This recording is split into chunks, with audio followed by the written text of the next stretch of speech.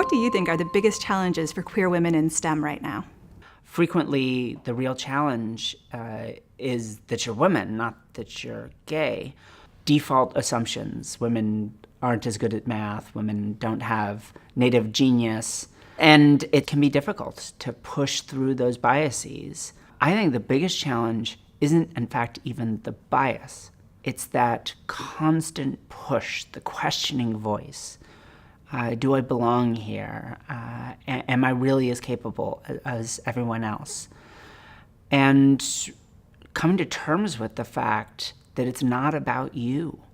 It's not about whether you're happy. You're there to serve a purpose, your purpose, not the institutions, not the labs, not the grand experiment of science. It's your purpose. This is your opportunity to make a difference. Some of the work that's made the biggest difference in my life and in my career were the ones that I just went and did as personal projects.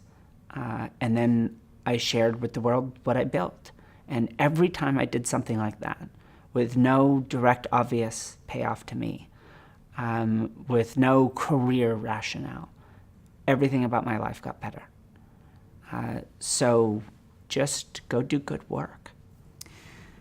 How do you think technology will continue to drive changes in diversity and inclusion? Technology, I actually think already today and continuing in the future, will drive changes in both directions. Using a lot of traditional machine learning and artificial techniques in, let's say, hiring or an assessment tends to actually standardize and increase bias in many cases rather than solving it. But boy, done right, I think it can truly do good. If we knew our vision was biased, if we knew our focal points weren't quite right, then we would design a lens to warp light back in to compensate for our bias. So I thought, what if I could do that, but at a high level, at a sort of cognitive level? Here's your biases. Here's the things we know are going to drive you to an imperfect decision. So you can learn from the experience and maybe also, as a bit of a prosthetic, help you make the decision in the moment.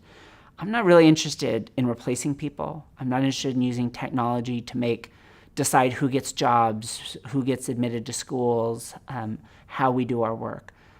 But building something that makes us better is the true power of technology, and it's why I do what I do. Finally, I know you had a lot of interesting conversations with people today. I was just wondering if you had any final thoughts on inclusion and diversity you'd like to share. I don't think that anyone owes me anything less than the same amount of dignity that any other human deserves. But at the same time, I understand. In many ways, just by existing, I overthrow everything they thought was true about the world. And of course, I love the validation of just explaining to them that they're wrong, and I'm a neuroscientist and a machine learning researcher, and I'm smarter than you are, and you must believe what I believe.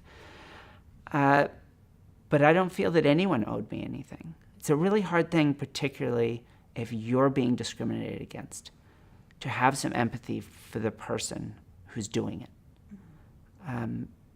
But in the end, I'm here to serve my purpose. And I simply have found that I get nowhere by making enemies. I want to be a part of a better future. And a better future, unfortunately, almost always means messy human problems, messy human solutions. Nobody gets to be the winner unless we all do.